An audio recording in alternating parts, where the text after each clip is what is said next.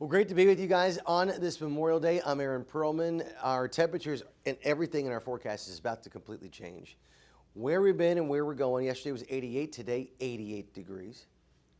That seems normal. Then we drop tomorrow, 75.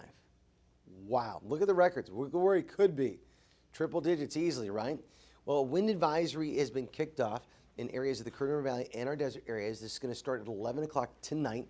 This will go to 11 a.m. Wednesday, so that means Tuesday all day. This is going to be rocking and rolling with the strong winds. We're going to see those winds, though, pick up this afternoon on the west side of the valley floor along the mountain and desert areas. This will be, remember, the wind advisory doesn't even start until 11 p.m. So, and once that kicks in, it will remain windy for our back end of our mountain and desert areas all the way until Wednesday afternoon, maybe even a bit longer than that. Let me prove that for you.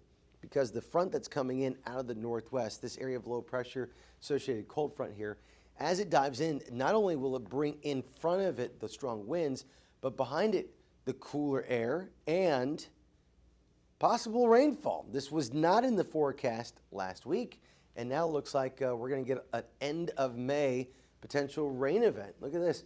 The dark areas of green, this is where we'd see the rainfall. That'd be like Delano, Kern River Valley, some of our mountain areas, nothing in the desert spots.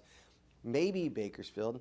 There's going to be some Sierra snowfalls, could linger into Thursday afternoon, and then we'll see this thing escape and get out of here. But damage done.